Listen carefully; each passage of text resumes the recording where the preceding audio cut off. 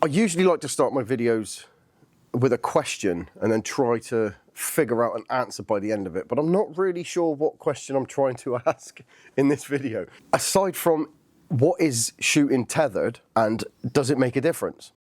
Welcome back to the channel. I hope Christmas and New Year and everything treated you all very well. This wasn't the video I was supposed to be making. This wasn't the video that I had planned for this week, but due to supply issues, thank you Jeffrey Bezos, I haven't been able to get all the bits that I needed to get down into the woods to put up the squirrel box and build the hide, basically. So I'm gonna wait for all of those bits to come in and then make that video at a later date. I don't wanna half-ass it. I half-ass a lot of things. I didn't wanna half-ass that one. But because I committed myself to wanted to bring out a video a week, I always made sure that I had a contingency. As always, massive shout out to Darren at D-Range for literally last minute, can I come up the range and make this video? Of course you can, mate, and here I am. Yeah, so all the links in the descriptions to all the information that you need for booking D-Range. Now, I don't know how to introduce this to you, so I'm just gonna do it. This is a K9 Snoop, K9 Snoop, .177 tactical style PCP rifle.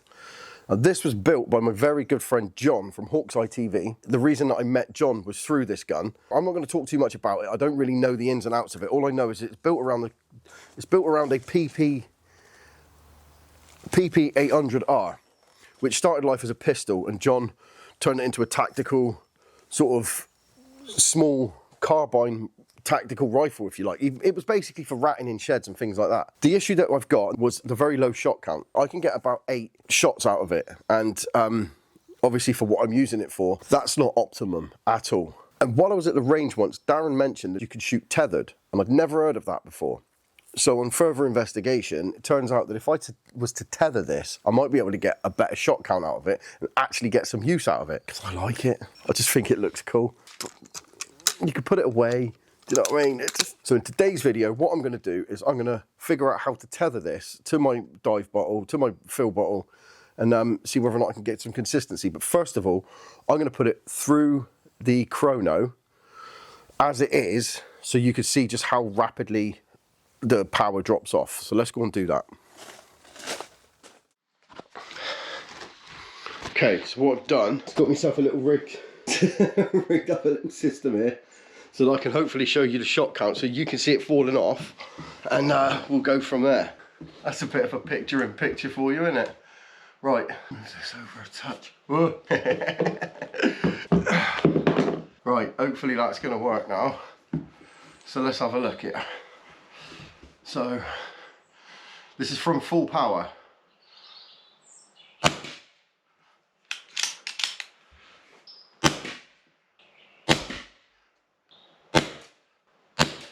Wow. As you can see, 8 shots. Right. And that is now down into the yellow. So, started off 700. Yeah, and over 9 shots down to 566. Right, now, as you can see from the chronograph, it drops off quite easy, quite quickly. So what I've done is I've charged it all the way back up again to its maximum. It's not at its best at its maximum. It's normally about 190, 180, 190 that it comes into its own. What I'm going to do is just literally shoot 1 magazine, no holds barred. Whatever happens, happens. I'm going to aim for the center dot on that target and just unload it. Just do the whole thing. And then I'm going to drop the air out of the bottle to about 180, 190, maybe 185, 190, and then plug it in and leave the bottle open. That's, to all of the beginners, such as myself, that's the idea of tethering.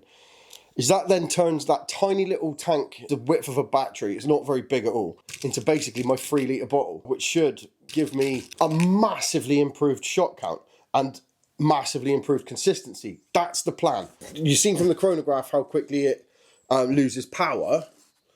So let's just see how quickly it loses grouping. Okay.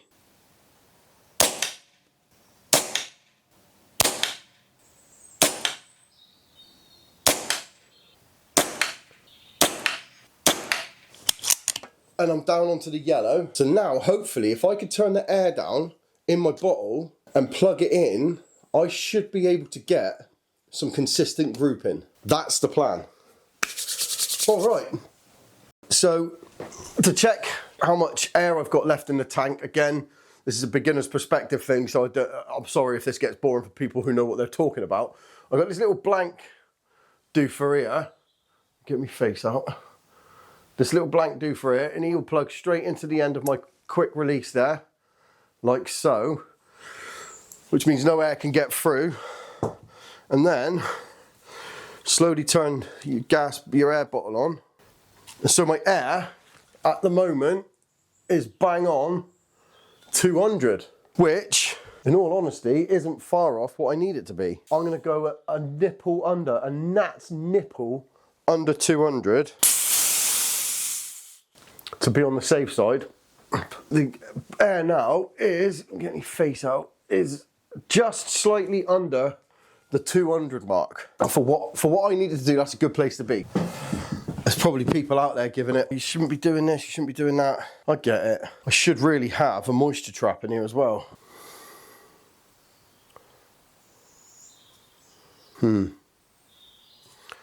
Scent's got the better of me, and I've fitted a moisture trap. So now the plan is plug that in there. I'm not gonna lie, I'm a little bit nervous.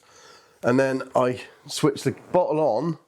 Okay, now everything's live. So what I've now got is my bottle is now the air reservoir, which should give me consistency, right? Just expecting something to bloody pop here. Doesn't seem right to me. Everything seems to be working. Okay, let's go put another target up. Okay, so I've had a little play about, zeroed it a little bit better. Now let's see what it can do on targets. Pulled that a little bit myself.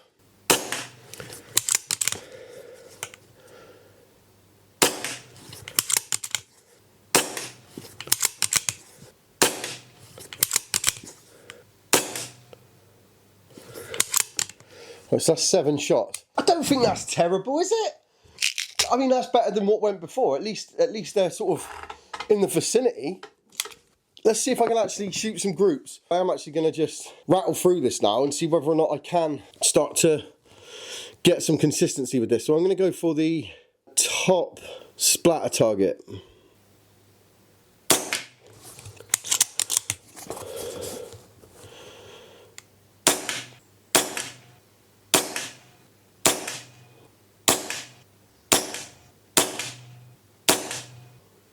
Okay, still a little bit all over the place, but I'm going to put that down to me, give it another go.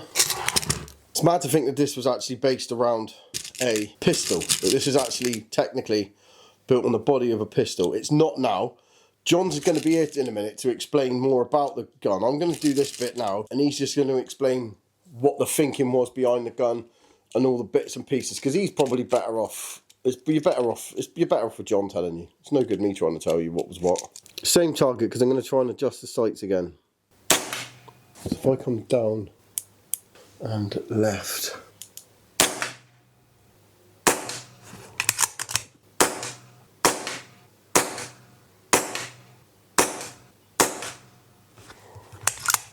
I'm having a lot of fun now. This is a lot of fun. When I bought this, I honestly didn't think it was going to be something that I could use.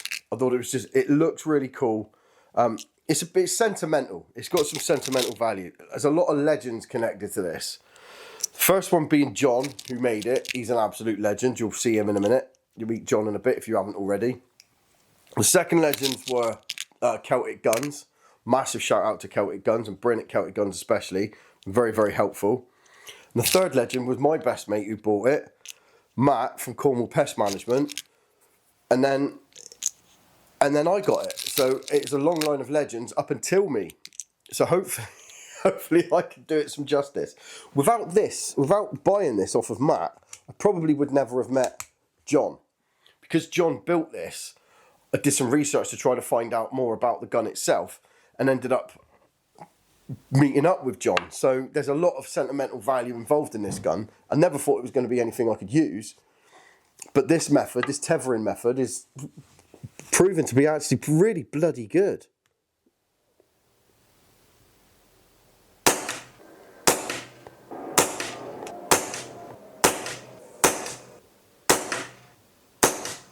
It should be at its sweet spot now. It's down at about 180. You haven't seen half the pellets I fired.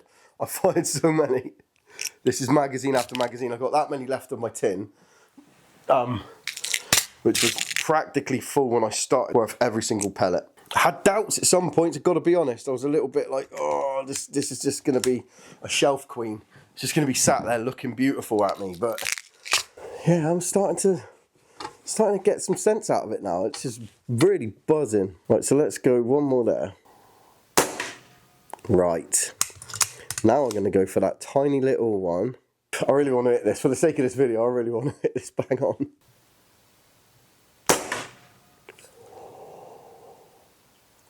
Come on. This is fun now. I'm having a great time. I finger snapped again.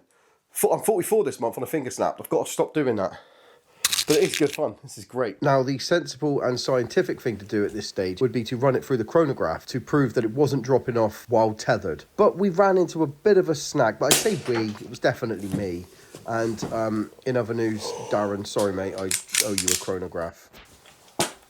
All right, John's here now, so we're going to move some stuff around, and I'm just going to let John explain to you about how that gun came about, because he's the man to talk to, because he's the one who made it. So if you don't know John, this is John from Hawkeye TV. I've talked about him a few times on my channel now. He's actually been a good friend and pushed a hell of a lot of what's going on my channel has come about because of John, mostly because this rifle here. But I don't know anything about it.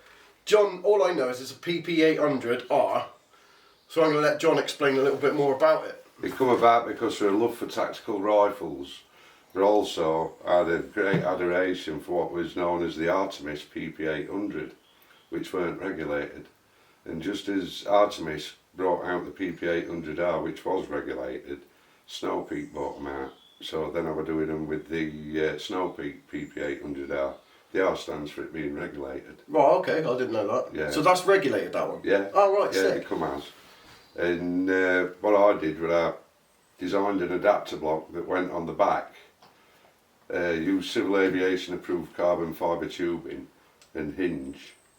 That's from a drone, a big commercial drone. Right. And I designed the butt pad here. That there is AGT off the Vixen, the actual rubber, so you've got adjustment up and down on it.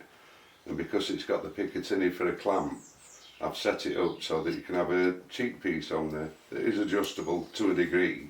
You can tilt it and what have you. Yeah, I think I had it. I adjusted it this morning. No, yeah, it was much better. Once I adjusted it this morning, it was way better. Yeah.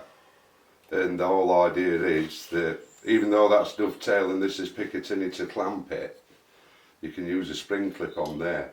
Right. That converts it from dovetail up to Picatinny. That's what goes under this block here. And it joins the two together, keeps them stiff. If they're fixed here, then it's termed as a short carbine, technically. But yeah, overall, I did them for ratting in cow sheds and indoors, you know, sort of sub 20 yards. As a pistol, you know, you'd struggle at 25 metres getting any kind of grouping. But when they're set up like this, they will form a good group. If there's issues depending on how you're running it, with the fact that you only get one magazine from that, it's for hunting. You know, it's not like target shooting. I'd never regard this as a target gun. No, I think I definitely proved that today. You know, you can practice on targets, obviously, like, but they're predominantly set up for cowshed shooting more than anything. You know, for pigeons up in the rafters and for rats that are knocking about. They're adaptable, and also the fact that you've got the hinge stock and that folds over the bolt, it can't be used as a pistol anyway at the end of the day, and it'll go in a rucksack. When it's closed, it's not even 2 foot long, you know. Yeah. So, you know, you can quite easily put it in a rucksack, go and do some pesting with it, or shooting whatever you're going to shoot with it. I mean, I'm pretty sure it'd take a rabbit at 20 yards if you could get. I don't doubt that. If you're in a hide, like. Yeah, I don't doubt that. You can get drop block kits. That's what I was thinking about. So you can put a small bottle on there, like a little 280s they do, and a little 300 as well. You can get them carbon wrapped. That's the pistol itself, the origins of it. That's the block there. Originally what happened was I designed a block without the pickets in it, using proper pattern form, PU600, so I did it all myself by hand. That went to a chap who I know called Nate down in Parr Market, and he did all the computer side of it, like, and did the CAD work, and that takes a 30mm carbon fibre tube or metal tube if you prefer, and then you've got the stock piece with the slide, and again the tube goes in at the other end, so you can either have it static, which people have done, or you can have it with the aircraft grade folding stock that's there. Yeah. The other thing that John was suggesting as well is like little bottles, because you got a little bottle, haven't you? I've got a little 1.1 litre, they call them a weekender from Best Fittings. So I could just carry one of them around with it. Yeah, they work a treat with it. Yeah. Because the grouping today, as you saw just then, my grouping was terrible, but the consistency is much, much, much more when it's tethered. So that is definitely going to be a gun that I use a lot more in the future. So keep an eye on the channel because we will be using this gun again at some point. That's a buzz for me because that means I can actually get to use it, which is cool. Because it does look mint, it does look incredible, and I really like it. But all in all, I appreciate it, John. No problem. It's a hell of a nice gun. Yeah, I really enjoy it. They do a job, definitely do a job. So the upshot is, I'm going to be using tethering a lot more. I'm going to tether my MP02 next time I come up here. I've actually got a piece of kit, which is on there at the moment. I'm not going to do much about that today. That is a MV500 from One Leaf, and I'm still trying to get my head around it, so I'm not going to talk about that too much. But when I do come up here to try to get that all worked out, I'm definitely going to be tethering my bottle to my MPO2. Because it's not regulated, it's going to give it that consistency. Now, the consistency might not have been there for some people. You might not have thought to yourself that that was good shots over 25 yards, but you've got to remember that up until today, I've never really had a chance to use it at all. So for me, this has been a massive, massive, massively good day. I've really, really enjoyed it. It was really good of John to come up and tell me more about, fill you in about the gun as well. All in all, yeah, it's been a good start to the year so far. Next video, hopefully I'll be down in the woods. It might be the MV500, who knows? The way things are going at the moment, I'm just sort of playing them by ear. And if the next video happens to be an accident that turns out to be as much fun as this one was to make, because I've had such a good time today. I can't thank D-Range enough again. I will put all the links in the description, phone numbers and things like that. Feel free to give him a ring and see whether or not you can sort something out with him. But yeah, I don't really know what else to say. I could waffle on for hours because I'm a little bit hyped up, not gonna lie. Massive, massive thanks to absolutely everyone, as always. Chuck stuff in the comments. If anybody does know of a company that can provide a drop block with a massive tank, I think that with some tuning and messing around, this could actually be quite a handy little tool. So yeah, drop that in the comments if you think of anyone who could help me out with this, because this is going to be an ongoing project, I think, but I've had a lot of fun with it today. I'll pack it away now, shall I? Hopefully you had as much fun as I've had. Thanks for joining me, and I'll see you in the next video. I appreciate every single one of you. Take care. Cheers and bye.